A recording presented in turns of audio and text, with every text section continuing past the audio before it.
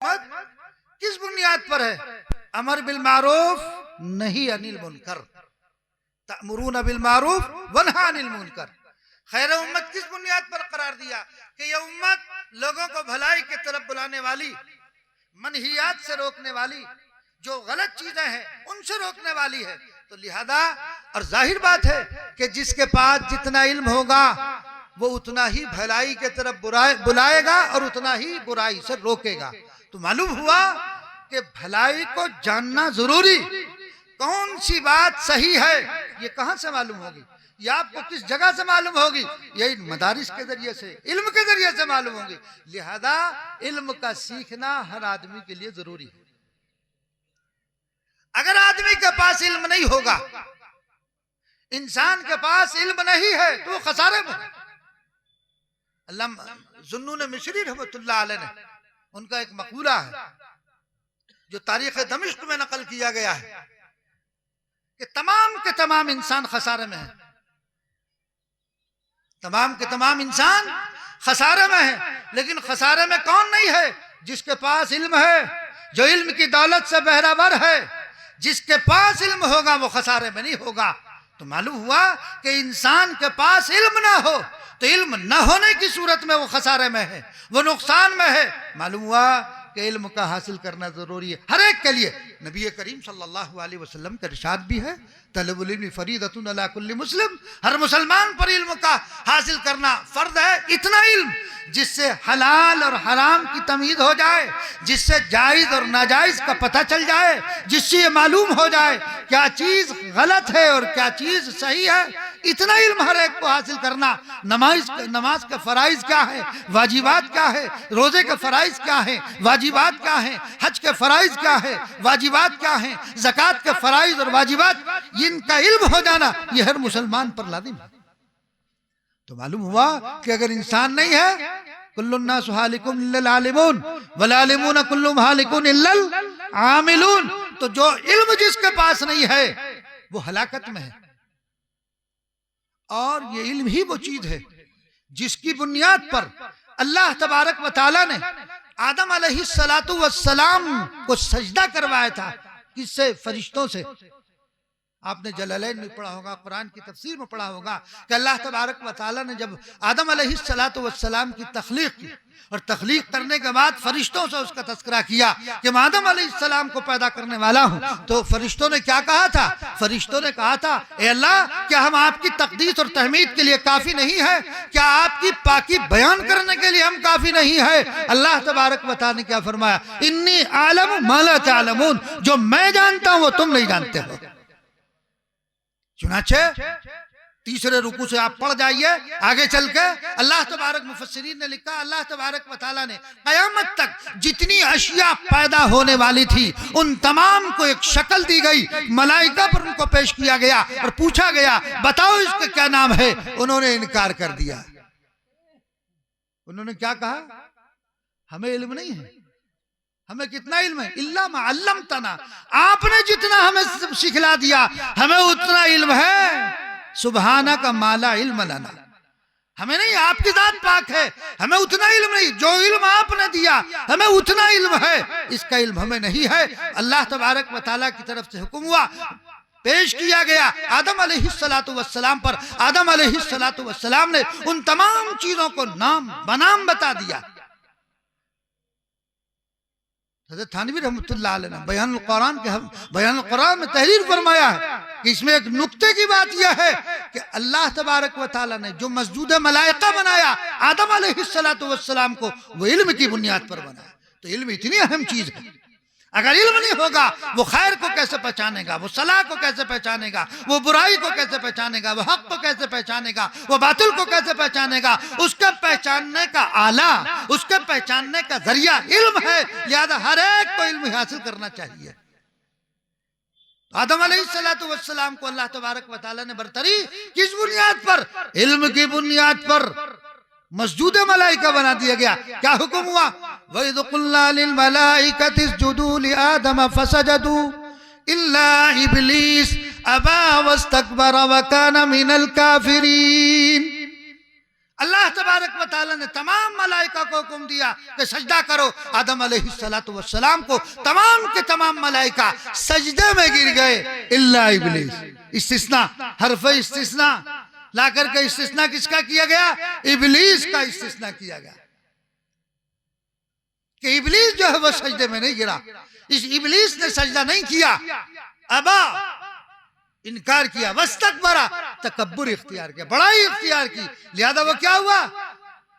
وہ ظالمین میں سے ہو گیا، اس کو راندہ درگاہ کر دیا گیا۔ تو اللہ تبارک و تعالیٰ نے فوقیت علم کی بنیاد پر، لہذا جتنے بھی لوگ ہیں، جہاں تک میری آواز پہنچ رہی ہے، ان سب کو چاہیے کہ وہ علم کو حاصل کریں۔ ہمارے گھر میں کوئی شخص ایسا نہ ہو جو قرآن پڑھا ہوا نہ ہو، دینیات کا علم جس کو نہ ہو، فرائض اور واجبات کا علم جس کو نہ ہو، لہذا ہر ایک کو علم حاصل کرنا ضروری ہے، ورنہ بغیر اس کے ہلاکت ہے، تباہی ہے، بربادی ہے۔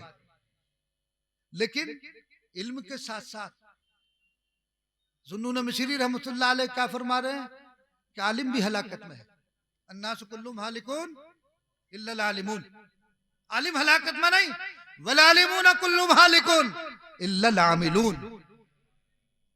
کون؟ علم اگر نہیں ہے تو ہلاکت میں، علم ہے عمل نہیں ہے تو ہلاکت میں۔ معلوم ہوا کہ علم کے ساتھ ساتھ عمل بھی ضروری ہے۔ اگر عمل آپ کی زندگیوں میں نہیں ہوگا، آپ نے مشکات شریف تک پڑھ لیا، آپ نے دورہ بھی کر لیا، قرآن کریم کو حفظ کر لیا، اس کی تکمیل کر لی، آپ نے جو ہے قرآن کو اپنے سینے میں محفوظ بھی کر لیا، لیکن قرآن کی تعلیمات پر عمل نہیں ہے، مشکات کی احادیث پر عمل نہیں ہے، تو ہمارا پڑھنا اور پڑھانا بیکار ہے، پھر ہلاکت ہے۔ پھر بھی علم ہے۔ حضرت تھانوی رحمۃ اللہ علیہ نے کہا کہ شیطان بہت بڑا عالم تھا، عالم اتنا بڑا کہ تمام شریعتیں میں کلیات اور جزیات کو اس کو ازبر یاد تھی، عالم اتنا بڑا تھا۔ تو حضرت نے فرمایا اس میں عالم کا عین بھی تھا، عابد کا عین بھی تھا۔ عابد اتنا بڑا، زمین کا کوئی حصہ ایسا نہیں جہاں اس نے سجدہ نہ کیا ہو، تو عابد بھی تھا اور عالم کا، عارف کا عین بھی اس کے اندر تھا۔ عارف اتنا بڑا کہ جب اللہ تبارک و تعالیٰ اپنی بارگاہ سے اس کو راندہ درگاہ کر رہے ہیں، دھتکارا جا رہا ہے، تو دعا کر رہا ہے، اے اللہ مجھے قیامت تک زندہ رکھیے گا، اس لیے کہ وہ جانتا تھا کہ اللہ تبارک و تعالیٰ کی ذات، اللہ کی جو صفات ہے، وہ جہاں رحمان اور رحیم ہے اور اللہ تبارک و تعالیٰ غضبناک بھی ہوتے ہیں، غصے بھی ہوتے ہیں، لیکن مغلوب الغضب نہیں ہوتے ہیں۔ اللہ کی صفت رحمت غضب پر غالب رہتی ہے۔ تو اتنا بڑا عارف بھی تھا اور دعا کر رہا ہے مجھے قیامت تک زندہ رکھیے گا، تو وہ عارف کا عین بھی اس کے اندر تھا۔ حضرت تھانوی رحمۃ اللہ نے فرمایا عاشق کا عین نہیں تھا، اگر عاشق کا عین ہوتا تو وہی کہتا جو آدم علیہ السلام نے کہا تھا، ربنا ظلمنا انفسنا وان لم تغفر لنا وترحمنا لنکونن من الخاسرین۔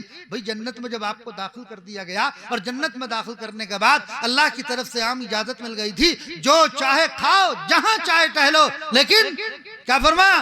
ولا تقربوا هذه الشجرہ، یہ جو شجرہ ہے اس کے قریب مت جا لینا۔ وہاں وہ قریب گئے، اس کا پھل کھا لیا، جنت سے آپ کو نکال دیا گیا۔ اتنی شرمندگی، ایک بعض مفسر نے لکھا ہے کہ حضرت آدم علیہ السلام 100 سال تک روتے رہے، بعض مفسرین کا قول ہے 100 سال تک روتے رہے، آسمان کی طرف نگاہ اٹھا کر نے دیکھی، پھر اس کے بعد یہ الفاظ القا ہوئے تھے، ربنا ظلمنا انفسنا وان لم تغفر لنا وترحمنا لنکونن من الخاسرین۔ تو اگر عاشق کا عین ہوتا تو یہی کہتا، ابا واستکبر، انکار کیا اور تکبر اختیار کیا، ظالمین میں سے ہو گیا۔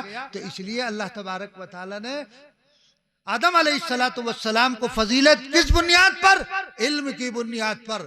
علم حاصل کر لیا تو اب اس کے ساتھ ساتھ عمل بھی کرو گے عمل۔ شیخ عبد القادر رائے پوری رحمۃ اللہ علیہ جب مظاہر العلوم میں داخل تھے اور مظاہر العلوم میں پڑھتے تھے، تو ان سے کسی نے پوچھا، حضرت ہم دیکھتے ہیں آپ سنتوں پر بلا تکلف عمل کرتے ہیں، کوئی آپ کو تکلف نہیں ہوتا؟ حضرت نے فرمایا کہ جب میں مظاہر العلوم میں داخل تھا، جب جو روایت پڑھی اسی وقت سے اس روایت پر عمل شروع کر دیا. آج حال یہ کہ عادت ایک طبیعت بن گئی ہے کہ اس کے خلاف ہوتا ہی نہیں ہے. تو معلوم ہوا کہ جب جس مسئلے کا علم ہو جائے، جس سنت کا علم ہو جائے، جس مستحب کا علم ہو جائے، اسی وقت سے فوراً اس پر عمل شروع کر دو تو وہ کیا ہوگا؟ پہلے عادت بنے گی، پھر عبادت بنے گی. جب ابھی سے پڑھنے کے بعد عمل شروع کرو گے تو انشاءاللہ تو ہم عوام میں سے بھی لوگوں کو چاہیے جو مسئلہ سنیں، جو حدیث سنیں، اس پر فوراً عمل شروع کر دیں. اگر عمل کرو گے، مشکات میں روایت آپ نے پڑھی ہوگی کہ جب انسان اپنے علم کے مطابق عمل کرتا ہے تو وہ علم باقی رہتا ہے، وَإِلَّا ارْتَحَلَ، ورنہ کوچ کر جاتا ہے. اگر آپ اپنے علم کے مطابق عمل نہیں کریں گے اور آپ نے اس علم کو اپنی عملی زندگی میں نہیں اتارا تو نہ اتارنے کی صورت میں کیا ہوگا؟ وہ علم کوچ کر جائے گا، باقی نہیں رہے گا، چلا جائے گا. تو اس لیے علم کے ساتھ ساتھ عمل کرنے کی ضرورت ہے. اور تیسری چیز کیا ہے؟ عالم بھی خسارے میں ہے، عامل بھی خسارے میں ہے. علم نہ ہو تو خسارے میں، علم ہے عمل نہیں ہے تو خسارے میں. علم اور عمل دونوں نہیں ہے تو خسارے میں، دونوں نہیں ہے تو خسارے میں ہے، تب بھی خسارے میں. علم بھی ہے، عمل بھی ہے، تب بھی خسارے میں. اب آپ کہیں گے صاحب اب کیوں خسارے میں؟ ابھی تو کہتے علم نہیں ہے تو خسارے میں. علم حاصل کر لیا، علم حاصل کرنے کے بعد کریں عمل نہیں ہے تو خسارے میں، عمل بھی کر لیا. اب آپ کہیں کہ علم بھی نہیں ہے، علم بھی ہے، عمل بھی ہے، پھر بھی خسارہ. ہاں خسارہ. الناس كلهم هالكون الا العالمون والعالمون كلهم هالكون الا العاملون والعاملون كلهم هالكون الا المخلصون. کیا فرمایا؟ مخلصون. علم ہے، عمل ہے، علم بھی ہے، عمل بھی ہے، اور اس عمل میں اخلاص نہیں ہے تو بیکار، خسارے میں ہے آدمی. اگر علم آدمی نے علم بھی حاصل کر لیا اور اس کے اندر اخلاص پیدا نہ ہوا تو وہ علم بھی بیکار ہے، وہ عمل بھی بیکار ہے. لہذا علم کے ساتھ ساتھ عمل بھی ہو اور اخلاص بھی ہو. تو دوستو اخلاص حاصل کرو گے. یہاں مدرسے میں کیوں داخلہ لیا؟ کیا مقاصد ہیں؟ کن مقاصد کے لیے آپ نے داخلہ لیا؟ ہمارے یہاں داخل ہونے کا مقصد اللہ تبارک و تعالیٰ کی رضا، کہ اللہ ہم سے راضی ہو جائے، اور جو علم ہم نے سیکھا ہے اس علم کو لے جا کر اپنے اپنے علاقوں میں اس کی نشر کریں گے، لوگوں کو پھیلائیں گے، لوگوں میں پھیلائیں گے، لوگوں کو بتلائیں گے. یہ مقاصد ہونا چاہیے، یہ مقصد نہ ہونا چاہیے ہمارا باپ مفتی ہے تو ہم بھی مفتی بنیں گے، ہمارا باپ قاضی ہے تو ہم بھی قاضی بنیں گے. یہ نہیں ہونا چاہیے. علم حقیقی حاصل کرنا چاہیے. ایک حکیم صاحب تھے، وہ واقعی اچھے حکیم اور طبیب تھے. ایک واقعہ یہ پیش آیا، ایک شخص آیا کہنے لگا میرے بچی کو دست ہو گئے، حکیم صاحب ذرا چل کے دیکھ لو، اور بڑی پریشانی کا عالم میں ہے. تو حکیم صاحب چلے، ان کے ساتھ ساتھ ان کے صاحبزادے بھی چلے. جا کر حکیم صاحب نے نبض پر ہاتھ رکھا اور ہاتھ رکھ کر فرمایا کہ بھائی انہوں نے کوئی کھٹی میٹھی چیز کھائی ہے جس کی وجہ سے معدے پر ٹھنڈ کا اثر ہوا اور اس سے جو ہے دستوں کی بیماری ہو گئی اس کو. صاحبزادے ساتھ تھے، انہوں نے علم طب پڑھا نہیں تھا، بس ساتھ تھے ابا کے. تو انہوں نے چارپائی کے نیچے جھانک کے دیکھا تو چھلکے پڑے تھے سنترے کے. تو میرے باپ نے سنترے کے چھلکوں کو دیکھ کر کہا کہ اچھا معدے پہ کوئی کھٹی میٹھی چیز کھائی ہے، اس کی وجہ سے معدے پہ اثر ہو گیا. حکیم صاحب کا انتقال ہو گیا. اب حکیم صاحب کے صاحبزادے کو بٹھا دیا گیا، حکیم صاحب کے صاحبزادے کو گدی پہ بٹھا دیا گیا. طب انہوں نے پڑھا نہیں تھا، ابا کو دیکھا بس اور انہوں نے بھی طب شروع کر دیا، صاحب بٹھا دیا گیا. بیان ہی ایسا ہی واقعہ ان کے ساتھ پیش آیا. ایک مریض آیا، کہنے لگا ہماری بچی کو دست ہو رہے ہیں، حکیم صاحب ذرا چل کر دیکھ لو. حکیم صاحب گئے، نبض پہ ہاتھ رکھا، چارپائی کے نیچے جھانک کے دیکھا تو جوتے پڑے ہوئے تھے. کہنے لگا اس نے جوتے کھائے ہیں، اس کی وجہ سے دست ہو رہے ہیں. تو گھر والوں نے کہا حکیم صاحب جوتے بھی کوئی کھانے کی چیز ہے؟ پھر حکیم صاحب کے سر پہ جوتے بجے. تو چونکہ میرا باپ حکیم تھا میں بھی حکیم، میرا باپ مفتی تو میں بھی مفتی بنوں گا، میرا باپ قاضی تو میں بھی قاضی بنوں گا. نہیں، اللہ تبارک و تعالیٰ کی رضا مقصود ہونی چاہیے اور علم کو صحیح طور پر حاصل کرنا چاہیے. ورنہ اگر آپ نے اساتذہ کی نگرانی میں رہ کر عبارت خوانی کی اور اس کے مطالب اور مفاہیم کو نہ سمجھا تب بھی گڑبڑی ہوگی. علم معقول منقول دونوں ضروری ہے. صرف منقول ہو، صرف معقول ہو، دونوں. ایک معقولی طالب علم اپنے گاؤں میں فارغ ہو کے گیا، اس نے منطق فلسفہ پر خوب جو ہے مہارت حاصل کر رکھی تھی۔ اب صاحب گاؤں میں ایک مسئلہ پیش آ گیا، مسئلہ یہ پیش آیا کنویں میں گلہری گر گئی۔ اب لوگوں نے سوچا بھائی مسئلہ کس سے پوچھا جائے، کہا کبھی نو فارغ آئے ان سے پوچھو، چلو چلتے ہیں مولانا کے پاس۔ اب مولانا کے پاس گئے، مولانا سے کہا کہ کنویں میں گلہری گر گئی ہے، کیا مسئلہ ہے؟ اب چونکہ اس نے شریعت کو تو پڑھا نہیں تھا، اتنے منطق اور فلسفہ پر جو ہے رٹ لگائی ہوئی تھی، اس نے کہا پہلے مجھے آپ یہ بتاؤ کہ گلہری کود کر گری خود گری، کسی نے گرائی، الٹی گری سیدھی گری، یہ تشقیقات اس نے کر دی، مسئلہ پتہ تھا نہیں۔ ارے بھائی اللہ کے بندے، الٹی گرے یا سیدھی گرے، کود کر گرے یا کوئی گرائے یا خود گرے، مسئلہ تو ایک ہی رہے گا، مسئلے میں کوئی فرق پڑ جائے گا۔ اب چونکہ مسئلہ نہیں معلوم تھا، لوگوں نے کہا اوفو بھائی یہ تو بڑا ماہر آدمی معلوم ہو رہا ہے، بڑا ماہر آدمی ہے یہ تو، صاحب ابھی نیا نو فارغ ہے، یہ نو فارغ جو ہے صاحب بہت علم حاصل کیا۔ ایک طالب علم شرح تہذیب کا، وہ اپنے گھر پہنچا پڑھ کر کے، تو دو بیٹے ایک باپ، تینوں باپ بیٹے کھا رہے تھے، ان کے سامنے آئے دو انڈے، تو وہ جو طالب علم شرح تہذیب پڑھ کر گیا تھا وہ کہنے لگا ابا میں اس دو انڈے کے تین بنا دوں گا، ایسا فن پڑھا میں نے۔ کہنے لگا اچھا، باپ بھی ہوشیار تھا، ایک تو باپ نے کھا لیا، دوسرے بیٹے کو اشارہ کر دیا تو کھا جا۔ اب یہ کہہ رہا تھا نا کہ دو کے تین بنا دوں گا، باپ نے کہا بیٹے جو تیسرا بناؤ گا وہ تم کھا لیو۔ تو جب صرف معقول علم حاصل کیا جائے گا، منقول علم آپ کے پاس نہیں ہوگا، وہ بھی ضروری ہے، اس کے بغیر آپ آدمی کمال کو نہیں پہنچ سکتا۔ پھر یہی کرے گا کہ گلہری الٹی گری سیدھی گری، کود کر گری خود گری یا کسی نے گرائے، ابے جیسے بھی گری تو کنویں میں، مسئلہ بتاؤ، تو مسئلہ پتہ ہی نہیں تھا۔ تو اس لیے علم بھی صحیح طور پر حاصل کرنا چاہیے، یوں نہیں کہ بس ہم نے عبارت پڑھ لی، استاد نے بتا دیا اور بس کافی ہو گیا، نہیں، غور سے کیا مطلب اس کا بیان کیا گیا، کیا مفہوم اس کا بیان کیا گیا۔ خیر اب تو تکمیلی ہو گئی۔ ایک شرح وقایع کو استاد پڑھا رہے تھے، تو شرح وقایع کے درمیان میں ایک طالب علم تھا، وہ خاموش بیٹھا رہتا تھا۔ استاد نے کہا بھائی تم بھی کچھ پوچھ لیا کرو، طلبہ پوچھتے ہیں تم پوچھتے نہیں، کہ جی حضرت جی کل کو پوچھوں گا۔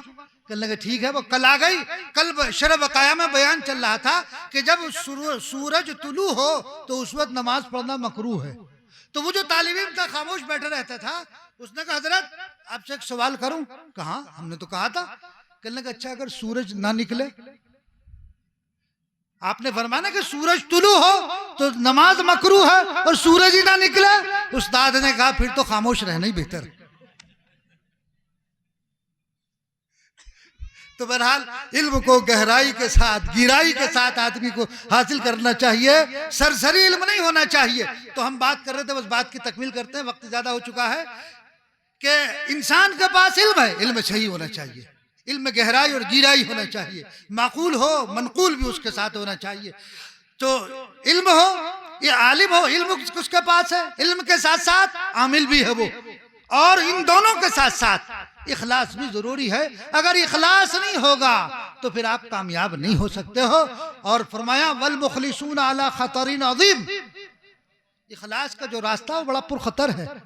ذرا سا دل میں ادھر سے ادھر ہوا، معلوم ہوا کہ ایک آدمی حج کے لیے جا رہا اور اس کا مقصد ریا، نمود، دکھلاوا، ختم ہو گیا۔ تو اخلاص یہ جو ہے بڑی خفی چیز ہے، اور ذرا سی دیر میں حضرت تھانوی رحمۃ اللہ علیہ کا واقعہ لکھا کہ ایک صاحب جو ہے کسی حاجی جی کے ہاں میں، کوئی ایک بزرگ حاجی کے ہاں رات کو قیام کیا، حاجی جی سے کہا حاجی ذرا مصلی لائیو، دو چار نفل پڑھ لوں۔ حاجی جی نے آواز دی فلانے ذرا تیسرے حج کا مصلی لائیے۔ کیا کہہ رہا وہ؟ تیسرے حج کا مصلی لا۔ حضرت نے فرمایا کہ اپنے حج کے ثواب کو غارت کر دیا، یہ جتلا دیا کہ میں 3 حج کر چکا ہوں۔ تو اخلاص تو ختم ہو گیا، جب اخلاص ختم ہو گیا وہ عمل بھی بیکار ہو گیا۔ تو اس لیے دوستو ہمارے علم و عمل میں اخلاص ہونا چاہیے، بغیر اخلاص کے جو ہے یہ اخلاص ہی کی تو برکت ہے کہ دارالعلوم، مظاہر ہمارے اکابر نے جس اخلاص سے ان کو سینچا ہے، آج کے حالات میں بھی یہ اسی طرح جو کہ تو کھڑے ہوئے ہیں اور انشاءاللہ تعالی کھڑے رہیں گے، اور علم دین کی اسی طرح ماضی میں جس طرح خدمت کی ہے اسی طرح خدمت اب بھی کر رہے ہیں اور کرتے رہیں گے۔ یہ ان کے اخلاص کی برکت ہے۔ اگر آپ نے جو پڑھا اس کے اندر اخلاص ہوگا، انشاءاللہ اللہ تبارک و تعالیٰ آپ سے پھر ضرور کام لے گا۔ اگر آپ مخلص ہے پڑھنے میں تو تیسری چیز کیا ہے؟ اخلاص۔ تو اخلاص اختیار کرو گے، علم بھی ہو، عمل بھی ہو، اخلاص بھی ہو، کامیاب ہو۔ علم نہیں ناکام، علم ہے عمل نہیں ناکام، علم بھی ہے عمل بھی ہے، اخلاص نہیں ناکام۔ جیسے تینوں چیزیں انسان کے اندر اپنے اندر پیدا کرنا چاہیے، عمل علم بھی ہو اور اس کے ساتھ ساتھ عمل بھی ہو اور پھر اخلاص بھی ہو۔ انشاءاللہ ثم انشاءاللہ دنیا میں بھی سرخ روئی حاصل ہوگی اور آخرت کے اندر بھی اللہ تبارک و تعالی سرخ روئی عنایت فرمائیں گے۔ اللہ تبارک و تعالی ہم سب کو ان مختصر سی باتوں پر عمل پیرا ہونے کی توفیق عنایت فرمائے۔ وما علینا الا البلاغ۔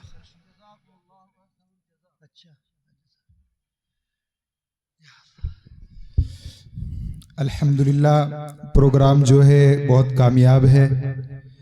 میں آپ تمام حضرات کا شکریہ ادا کرنا چاہتا ہوں، بالخصوص ہمارے قاری افضال صاحب سے، اور ان دونوں بچوں کو اسی طریقے سے جناب قاری محمد عزیر صاحب نے بھی انعام دیا ہے۔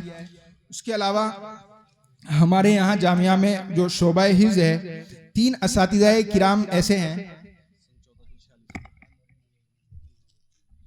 ہمارے حضرت مولانا نوید صاحب یہاں پر تشریف فرمائیں۔ میں نے پتہ نہیں ان کا نام لیا یا نہیں لیا، میں بھول گیا، تو میں ان کا بھی بہت شکریہ ادا کرتا ہوں کہ وہ مجلس میں ہیں اور ان کے یہاں مجلس میں ہونے کا ہمیں احساس بھی ہو گیا۔ میرے دوست ہیں مولانا نوید صاحب، انہوں نے 500 روپے دونوں طالب علموں کو دیے ہیں، آپ دے دیجیے۔ اسی طریقے سے ہمارے یہاں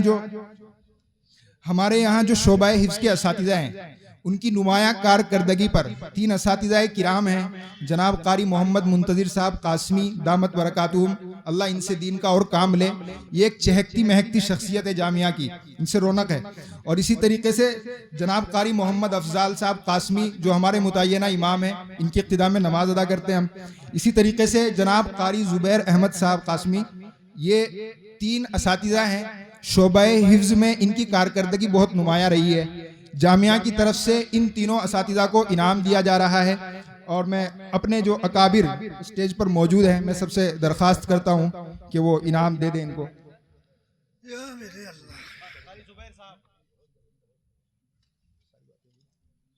الا انت سبحانك انی كنت من الظالمین واعف عنا واغفر لنا وارحمنا انت مولانا فانصرنا على القوم الكافرین۔ اے اللہ ہمارے گناہوں کو معاف فرما، ہماری خطاؤں کو درگزر فرما، ہمارے صغائر اور کبائر کو اے اللہ محض اپنے فضل و کرم سے معاف فرما دیجئے۔ الہ العالمین، جو گناہ جس طرح بھی ہم سے ہوا، صغیرہ ہو کبیرہ ہو، عمدن ہوا بھول سے ہوا، آپ تو بڑے غفور الرحیم ہیں۔ اے اللہ آپ تو بڑے رحمان الرحیم ہیں، خدا بند قدوس ہم پر فضل کا معاملہ فرما دیجئے۔ اے اللہ عفو اور درگزر کا معاملہ فرما دیجئے۔ الہ العالمین، یہ جو مجلس منعقد کی گئی، رب کریم اس مجلس کو اپنی بارگاہ میں قبول فرما لیجئے۔ اے اللہ جن بچوں نے مشکات کی تکمیل کی ان کے علم میں برکت عطا فرما، ان کے علم کے اندر زیادتی عطا فرما، اور جن بچوں نے قرآن کریم کی تکمیل کی ہے اے اللہ اس کو پڑھنے ہمیشہ یاد رکھنے کی توفیق عنایت فرما۔ اے اللہ ہم سب کو قرآن کریم کی تلاوت کا ذوق اور شوق پیدا فرما، قرآن کی حلاوت ہم سب کو عطا فرما۔ اے اللہ روزانہ قرآن کریم کی تلاوت کا ذوق عطا فرما دے، شوق عطا فرما دے، اس کی حلاوت سے مالا مال فرما دے۔ اے اللہ جامعہ کی حفاظت فرما، شرور سے، آفات سے، بلیات سے اے اللہ حفاظت فرما۔ اے اللہ الہ العالمین ان کے جو محتمم صاحب ہیں خدا بند قدوس ان کی عمر کو طویل فرما، ان کو صحت عطا فرما، قوت عطا فرما، اور جو اراکین ہیں، جو عملہ ہیں، اساتذہ ہیں، رب کریم ان کو اخلاص کے ساتھ کام کرنے کی توفیق عنایت فرما۔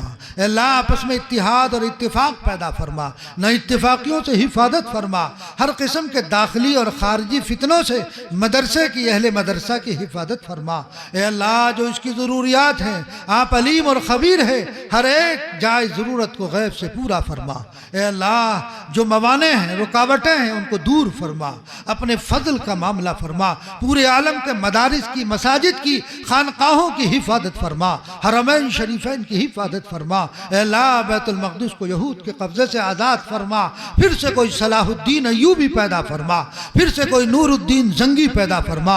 اے اللہ جو ظلم وہاں پر ہو رہا ہے خداوند قدوس آپ دیکھ رہے ہیں، سب کچھ آپ کے علم میں ہے، آپ علیم اور بصیر ہے۔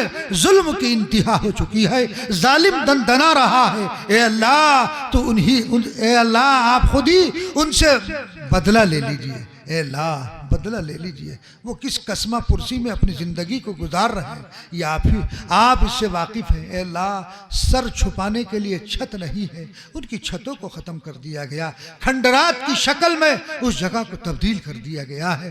سردی کا موسم خداوند قدوس، نہ کھانے کا کوئی صحیح انتظام ہے، نہ اڑنے اور پہننے کا کوئی انتظام ہے، نہ رہائش کا کوئی انتظام ہے۔ اے اللہ ان بے سہاراؤں کی مدد فرما، ان کی غیب سے اعانت فرما، ان کی مدد فرما۔ اے اللہ پورے عالم اسلام کی حفاظت فرما، پورے دنیا کی اللہ حفاظت فرما، ہر قسم کے اے اللہ شرور سے ہماری حفاظت فرما، ہمارے ملک میں بھی امن اور عافیت کا معاملہ فرما۔ اے اللہ دنگیوں کے دنگوں سے، شریروں کی شرارت سے ہماری حفاظت فرما۔ اسلام اور مسلمانوں کے خلاف جو سازشیں تیار کی جا رہی ہیں اے اللہ ان سازشوں کو ناکام فرما، انہی پر ان سازشوں کو الٹ دے۔ اے اللہ ہمیں شریعت و سنت کا خوگر بنا دے، ہمیں سنتوں کو زندہ کرنے والا بنا دے۔ نبی کریم صلی اللہ علیہ وسلم جس شریعت کو لے کر آئے اسے اپنی عملی زندگی میں داخل کرنے والا بنا دے۔ اے اللہ ہمارے عقائد کی حفاظت فرما، اے اللہ ہمارے عقائد کی حفاظت فرما، ہماری نسلوں کی حفاظت فرما۔ جب تک زندہ رکھیو دین پر قائم اور دائم رکھ، جب وقت آئے تو خاتمہ ایمان پر فرما۔ ہماری نسلوں کی حفاظت فرما، آنے والی نسلوں کی حفاظت فرما۔ اے اللہ یہ ایک کڑوی حقیقت ہے کہ اس دنیا سے ہر ایک کو جانا ہے، کوئی بشر ایسا نہیں جس کو اس دنیا سے جانا نہ ہو، ہر ایک کو جانا ہے۔ اے اللہ جانا تو یقینی ہے، لیکن ہمارا جانا اس حال میں ہو کہ زباں پر کلمہ لا الہ الا اللہ ہو اور اسی حال میں ہماری روح پرواز کرتی ہو۔ اے اللہ ایمان پر خاتمہ نصیب فرما، ایمان پر خاتمہ نصیب فرما، عذاب قبر سے محفوظ فرما، عذاب نار سے حفاظت فرما، جنت الفردوس میں بلا حساب و کتاب داخل فرما۔ اے اللہ جنت الفردوس میں بلا حساب و کتاب داخل فرما۔